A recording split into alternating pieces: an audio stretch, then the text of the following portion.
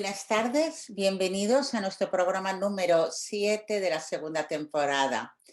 El programa del pasado miércoles no se emitió debido al Puente de la Constitución y este programa será el último antes de las fiestas navideñas en caso de que ustedes las celebren. Antes de continuar, nos gustaría agradecerles el seguimiento del programa, sus muestras de apoyo y sus colaboraciones.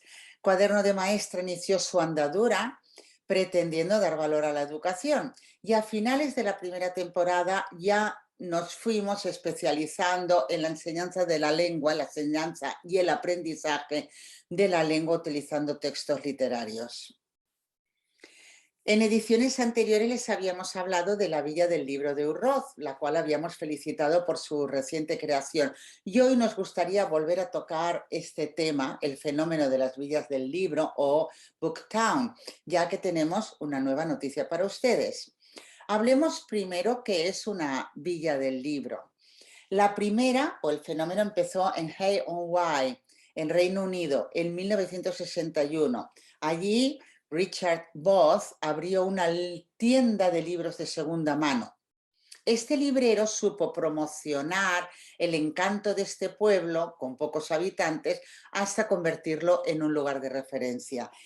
Y le siguieron otras villas del libro en diferentes lugares del mundo. Aquí vamos a enseñarles Montpellier en Francia o Redou en Bélgica. La primera villa del libro en España, que tenemos unas cuantas muy interesantes, está en Urueña, Valladolid. A ver si un día podemos visitarla. El requisito más importante para ser una villa del libro, pues es número de librerías por habitante y que se sitúe en un entorno atractivo. Existe una asociación de villas del libro a la que no es obligado tampoco pertenecer. Apoyamos desde aquí una iniciativa que genera reconocimiento al turismo rural y a la cultura. La noticia de hoy es que el pueblo de Calonge, en Cataluña, acaba de convertirse en la primera villa del libro estable en Cataluña. ¿Qué queremos decir con esto? Bueno, ya había empezado la primera que fue aquí en esta autonomía, pues fue Belprat, que fue la pionera, y le siguieron Cervera y otras localidades catalanas. En estas localidades no se organizó una venta estable, pero sí que se organizó un mercado de libros con charlas literarias, cuentacuentos infantiles y otras actividades culturales, aunque no fueran sostenidas durante todo el año. Ahora, Calonge, Villa del Libro, que esta semana se ha inaugurado, es un proyecto para todo el año que ha sido incentivado por el ayuntamiento. No por eso es más importante que Urueña en Valladolid o que Urroz, pero realmente hemos encontrado que ha habido ayudas económicas y fiscales que han atraído hasta más de 70 emprendedores del mundo de los libros, de los cuales han sido seleccionados 7. Una de las nuevas librerías es de literatura infantil. Bueno, hemos de felicitar a Calonge porque se ha creado un mercado estable que reúne catálogos de más de 170 librerías. Entre las que había en el pueblo y las 7 han conseguido este catálogo tan extenso y variado de temas, porque hay librerías especializadas. Vamos a hablar de Calonge si ustedes no lo conocen. El centro histórico, donde el pueblo se inauguró, muy antiguo, está muy bien situado en el Ampurdán, a 4 kilómetros del mar, pero ha ido creciendo y se ha ido extendiendo hasta la playa, que tiene una bonita playa, además en la Costa Brava. En la parte antigua del pueblo pues hay algunas torres, un castillo, o sea, en una palabra, el municipio, aparte de que lo ha programado el ayuntamiento con una fuerte intención económica, pues está ofreciendo un casco antiguo de un aire poético y playa. Con una población en invierno de 11.000 habitantes, se ha intentado incentivar que alguno de los emprendedores de las nuevas librerías fuera a formar parte del vecindario del pueblo, constante, estable, y en verano piensen que este pueblo aumenta más de 100.000 personas, además de los que tienen invierno. Entonces, lo que nosotros valoramos es que se está explorando la posibilidad de buscar un turismo diferente que enriquezca la zona. Y pensamos que con una media, hemos leído, de 75 nacionalidades de media que lo suelen visitar y con fuertes hábitos lectores, se puede alcanzar este proyecto cultural y literario. Después de esta noticia, contemplaremos unas imágenes de Villas del Libro, porque ya hemos dicho que son entornos muy agradables, que incentivan pues, la lectura, la cultura, la visita a entornos rurales, y muchos de ellos se ven acompañados no solo con la venta, sino con otro tipo de actividades interesantes. Tras estas imágenes podrán escuchar a Ana Teberoski, que les mostrará definiciones de emociones, y seguidamente una entrevista con Magda Rivero, que nos visita por segunda vez. Bienvenida, Magda, y con ella conversaremos de las escuelas Waldorf. Volveremos con ustedes el día 29, que serán vacaciones. Es la primera vez inédita que intentaremos hacer un programa en vacaciones, porque hemos pensado en recomendarles algunos libros de lectura para estas fiestas. Será únicamente un programa dedicado a proponer lecturas. Esto es todo. Muchas gracias. Nos vemos en un momento.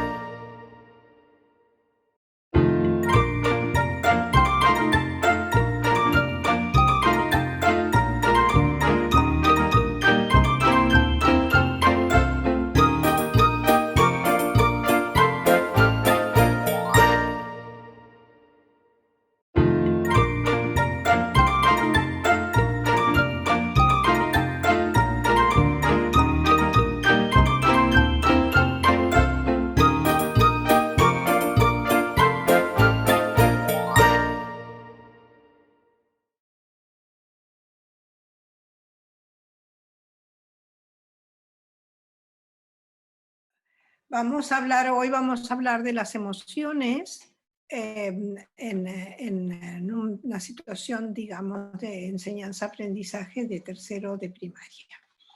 Esto es una experiencia que hicimos sobre definición de emociones, y esta experiencia trata 3 temas. Por un lado, nos preguntamos por qué definiciones, en segundo lugar, por qué emociones, y en tercer lugar, por qué con la ayuda de un texto, de un modelo textual o un texto modelo. ¿Por qué definiciones? Porque la definición es la respuesta a una pregunta sobre el significado de una palabra. Es un tipo de texto que suele tener una forma lingüística. Cuando se pregunta qué quiere decir X, qué significa X o qué es un X, nosotros lo que damos generalmente es una definición más o menos convencional. Se ha distinguido en psicología del lenguaje entre nombrar y definir. Nombrar está relacionado con los objetos, con los eventos, y definir está relacionado con las categorías. Catherine Nelson, que es una estudiosa, digamos, de la adquisición del lenguaje, sostiene que el nombrar es más precoz que el definir. El definir aparece hacia los 6, 7, 8 años más o menos, y se organiza en un sistema semántico de categorías. La capacidad de considerar a la vez a un objeto como siendo un miembro de una categoría subordinada, digamos, y un miembro a la vez de una categoría superordinal o mayor, es un conocimiento diferente, es un aprendizaje específico, que es lo que se denomina conceptos lexicales. Y eso lleva un tiempo hasta que el niño comprende que puede ser al mismo tiempo un perro, mamífero, animal, etc. La segunda cuestión que queríamos tratar era por qué las emociones. Hemos tratado las emociones en el caso del curso que estamos hablando, de tercero de primaria, pero no era para promover la felicidad, como se piensa ahora, ni era una sesión de coaching del bienestar, como muchas veces se plantea este tema. Se trataba más bien de considerar las emociones como un tema básico, como un tema cotidiano, propio de la interacción entre los seres humanos y entre los niños en particular, y como parte del conocimiento de uno mismo. Las emociones interactúan con el lenguaje, en particular con el vocabulario, con las expresiones faciales y con las expresiones corporales. Y por ello tratamos las emociones en la escuela como parte del conocimiento, digamos, que tiene que tener un niño sobre el lenguaje y sobre las interacciones. Pero no, como dijimos, no como coaching, sino como conocimiento, como experiencia, como un escenario posible de aprendizaje y de lenguaje. Para tratar este tema, como muchos otros, nos ayudamos de un modelo textual, para que la definición responda no solo a una expresión intuitiva más o menos acertada, sino a través de modelos textuales o esquemas convencionales que ofrecen una forma estable de texto, una manera de definir qué es lo que convencionalmente se ha utilizado en nuestra cultura. Y hemos trabajado con modelos textuales en muchos tipos de textos: narración, cartas, recetas, entrevistas, noticias, también en definiciones. Esto sirve para comprender las propiedades de cada tipo de texto y hacer más comunicativa esta producción textual. En esta actividad de clase hemos usado un texto fuente que ha servido como modelo. El texto fuente es un libro que se llama Manía de Explicación, que es un libro editado en portugués por una autora de Brasil que se llama Adriana Falcón, y que nosotros hemos traducido al catalán porque esta experiencia se hizo en catalán. De esta manera los niños tenían el trabajo sobre las emociones, la explicación sobre cómo hacer aproximadamente una definición, y el texto modelo que les daba una explicación sobre las emociones. De esta manera, como Piri puede mostrar bien, los niños han llegado a hacer definiciones sobre algunas emociones. Por ejemplo, decían: rabia es un sentimiento que cuando alguien te toca tienes ganas de morderlo. O bien, desesperación es la reacción de no poder sacar millones y millones de problemas de la cabeza. Felicidad es un sentimiento que cuando estás jugando al fútbol te lo pasas muy bien y no quieres que acabe nunca. Vergüenza es un sentimiento que cuando se ve a una persona extraña se escapa uno corriendo o se esconde.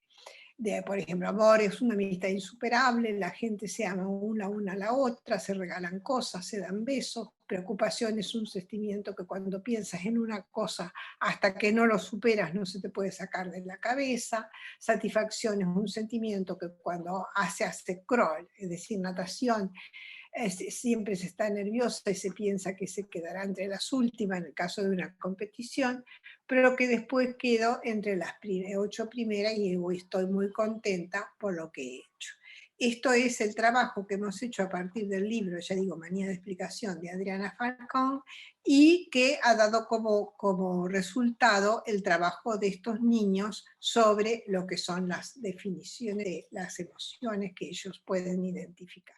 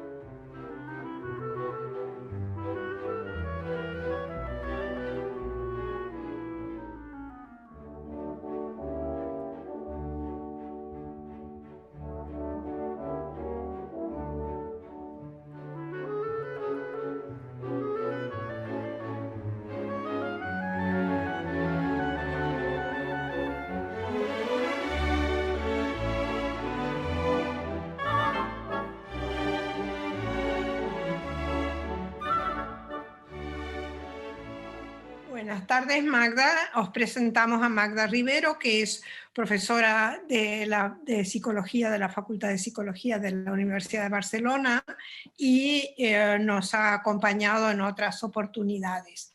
Ahora queremos saber, porque Magda es especialista en psicología evolutiva, entonces queríamos saber su opinión, digamos, respecto a una orientación que se ha puesto de moda, entre comillas, en nuestro ambiente educativo, que es la orientación Waldorf, la Waldorf School.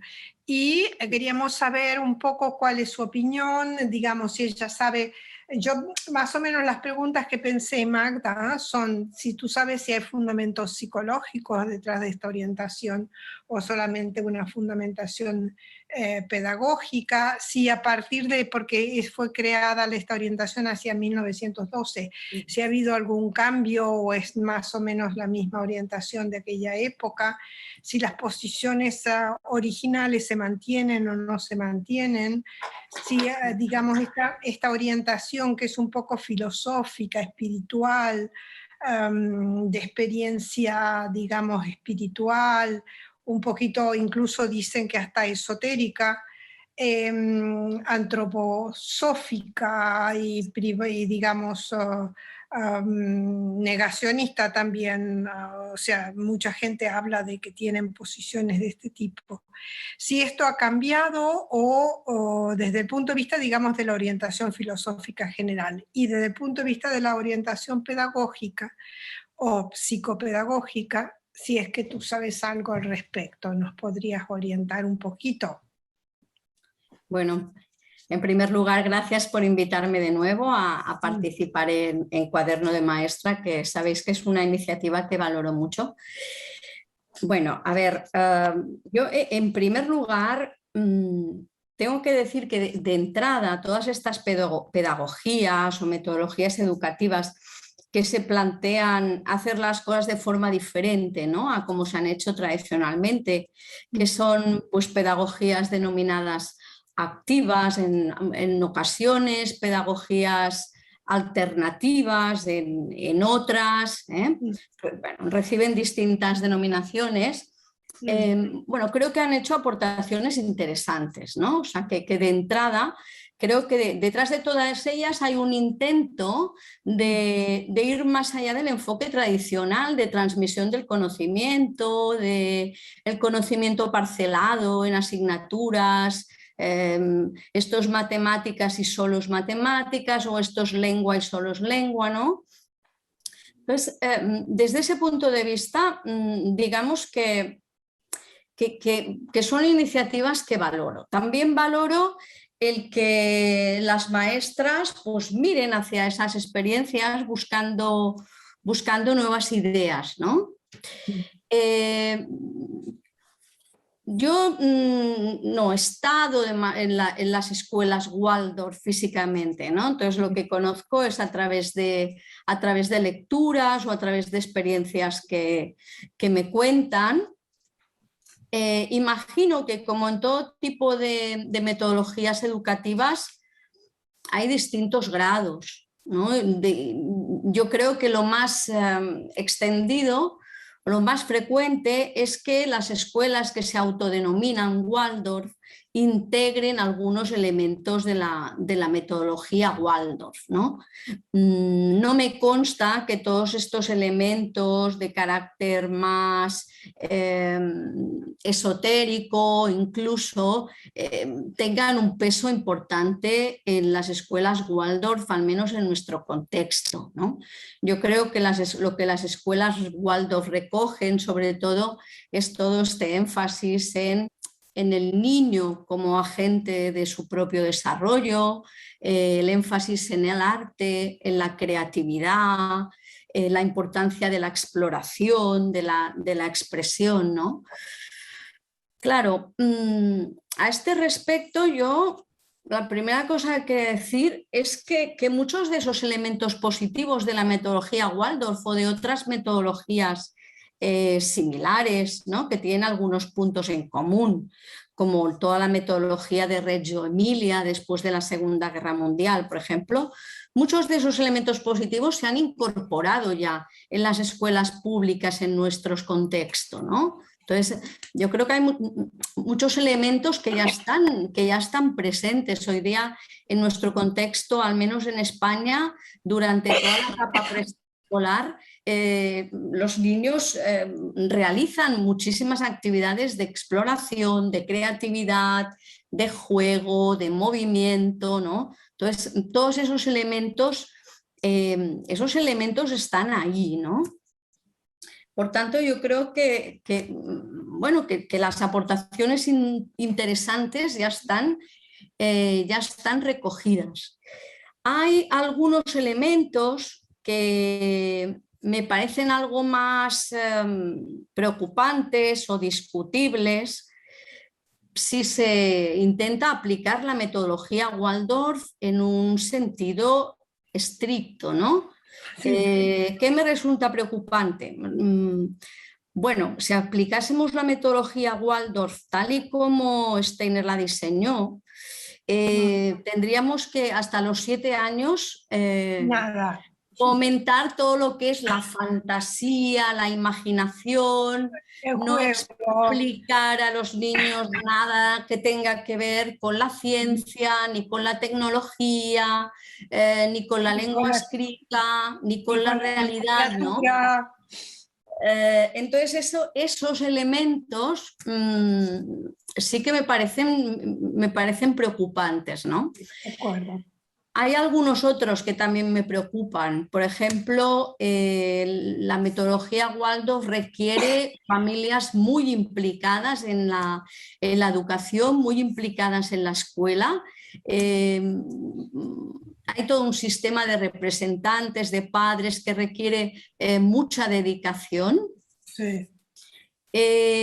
Con lo cual, ahí podría haber una posible fuente de desigualdades, ¿no? No todas las familias pueden dedicar todo ese tiempo a participar en las experiencias educativas.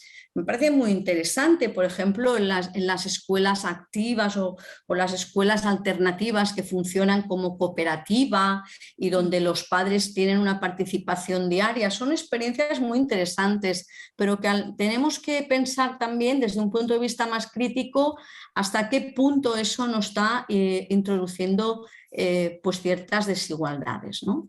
Otras cosas que me preocupan, llevar al extremo la idea o la frase o la idea de que el niño sabe lo que le interesa, el niño sabe lo que necesita, el niño sabe... bueno, ahí yo creo que esa idea llevada al extremo pues no es totalmente cierta, ¿no? Entre otras cosas, para tener interés por algo, primero lo tienes que conocer. Claro, evidentemente. Con lo cual, pensemos en muchos niños que viven en familias que no les pueden ofrecer por sus condiciones socioeconómicas determinadas experiencias. Bueno, tiene que ser la escuela la que les muestre esas posibilidades, ¿no? La que les acerque a la lengua escrita, la que les acerque a la literatura,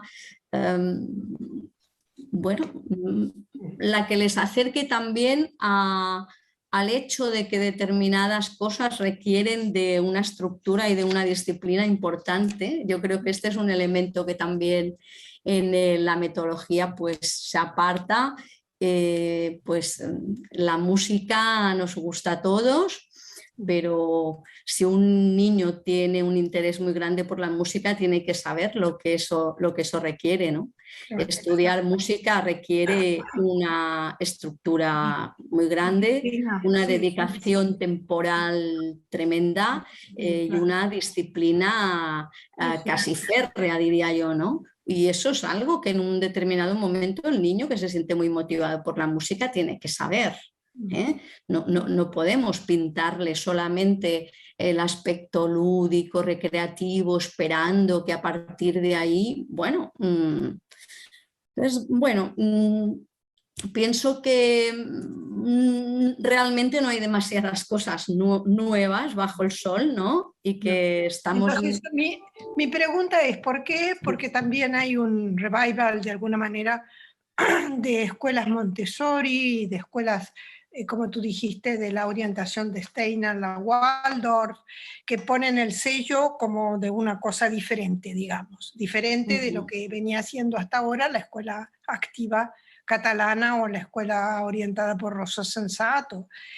¿Por qué tú crees que pasan estas cosas? ¿Qué ves en esta? Porque evidentemente todo lo que dices tú no se puede aplicar, como retardar hasta los 7 años todos los aprendizajes, hacer que la participación de la escuela es crear mayor desigualdad. O sea, ¿por qué crees tú que aparece esta necesidad de ponerle un sello diferencial? Yo creo que por una parte entiendo que esto suceda porque, claro, pienso que educarse es como vivir, ¿no? O sea, nadie tiene un manual, nadie tiene un recetario perfecto de la vida feliz ni de la educación perfecta, con lo cual los maestros buscan, los padres buscan. Hay algunos hechos incontestables, ¿no?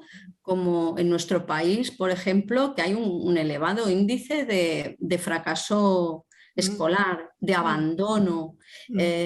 Si nos vamos a la secundaria, hay muchísimos chicos y chicas desmotivados hacia el estudio, ¿no? Con lo cual, esto indica que hay muchas cosas para mejorar y cambiar. Entonces, detrás de esto, yo veo como positivo pues, la conciencia de que lo que estamos haciendo, tal y como lo estamos haciendo, pues tiene sus limitaciones, ¿no? Y es mejorable.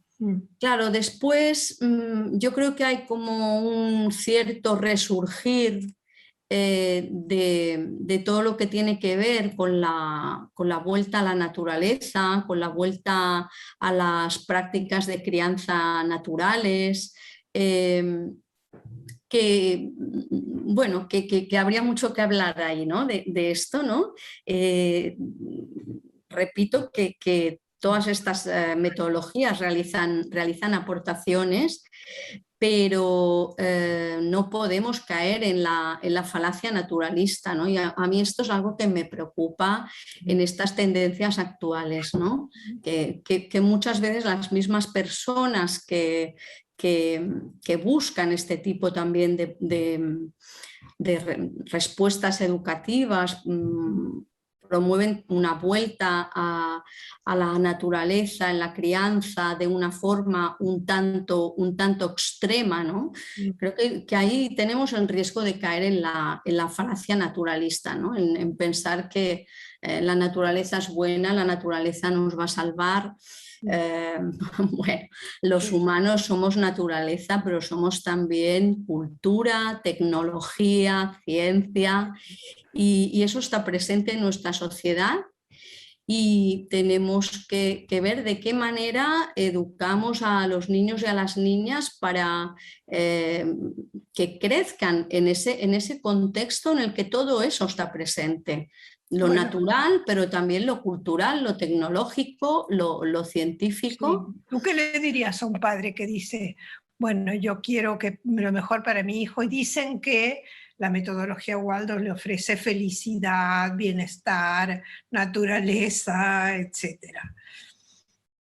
Bueno, a ver, cada padre, los padres y madres son libres de llevar a sus hijos a donde crean oportuno para estudiar, ¿no? Entonces, bueno, yo no soy muy dada tampoco a dar consejos, pero que se informen bien, ¿no? Que se informen bien porque desde el punto de vista de las necesidades del desarrollo infantil, es cierto que los niños necesitan espacios de creatividad, de expresión, de movimiento libre, de juego, pero también la estructura es importante, también la organización es importante Conocimiento. Tal vez los conocimientos, por supuesto, ¿no?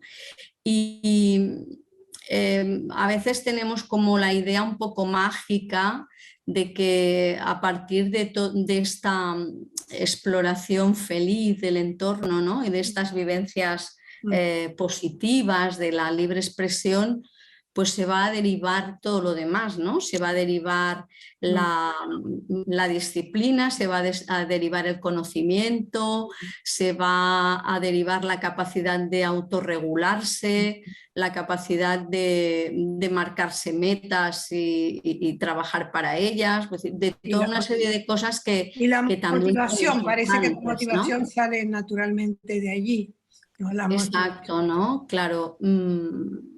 Hay que, para que algo te motive, primero lo tienes que conocer, ¿no? Entonces, las metodologías tradicionales también tienen algunos elementos que creo que sería una pena que los perdiésemos, ¿no?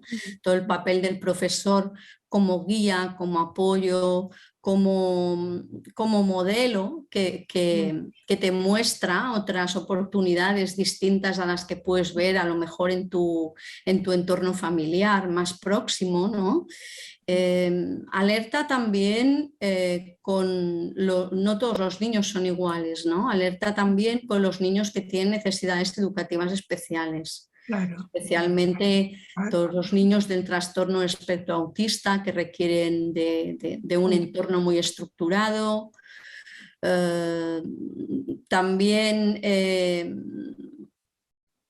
leído en algunas valoraciones de la metodología que los niños con altas capacidades pueden desmotivarse en un entorno que ofrece tan pocos retos, ¿no? Digamos, en el que de alguna forma lo que uno hace pues ya está, ¿no? Entonces le diría sobre todo que se informe bien y que se plantee realmente el por qué quiere hacer ese cambio, ¿no? Que sea realmente por convencimiento y no por seguir unas modas, ¿no? Me preocupa un poco, ¿no? el que a veces los padres o las madres puedan tomar decisiones de este tipo por modas, ¿no? Vale. Bueno, Magda, yo creo que has sido bien clara lo que has dicho, lo que has pensado. Y la última cuestión es, ¿tú crees que hay alguna base psicológica detrás, o, digamos, desde el punto de vista psicopedagógico, o es lo que fue a partir de Steiner, o hay alguna novedad que la haga atractiva en la actualidad? Yo creo que la base psicológica sigue siendo la misma, claro. Sigue siendo la importancia que tiene la acción, la exploración, la creatividad para el desarrollo en la infancia, que esos son ideas que, como sabes muy bien, también están presentes en Piaget, por ejemplo, y en el constructivismo. Entonces, como decía antes, yo creo que las bases psicológicas de esta perspectiva que realmente son valiosas, están integradas ya en las escuelas desde hace mucho tiempo, ¿no? Entonces, desconozco un poco más toda esta filosofía ya de corte más esotérico, filosófico, pero yo creo que tampoco es eso lo que se está recogiendo actualmente, ¿eh? No, eso parece más de hace tiempo, ¿no? La orientación más sí, yo creo que se recogen todos estos aspectos más de la importancia de la actividad del niño, todas las ideas que hay detrás de la pedagogía activa, que ha adoptado muchos nombres y hay distintos enfoques, cada uno de ellos se diferencia en algunos aspectos, pero en definitiva las ideas psicológicas son las mismas, que los niños tienen que jugar, explorar, crear, actuar, y que no podemos a los niños chiquitos encorsetarlos en una mesa y en una silla encerrados, durante horas, pero como digo, no quiero ser repetitiva, pero es que estoy convencida de que todos esos aspectos están integrados ya en la escuela hoy día. Vale, Magda, bueno, te agradecemos mucho tu aportación, muchas gracias, y como siempre esperamos contar contigo cada vez que necesitemos algún tipo de opinión psicológica sobre este tema. A vosotras, muchas gracias a vosotras, adiós.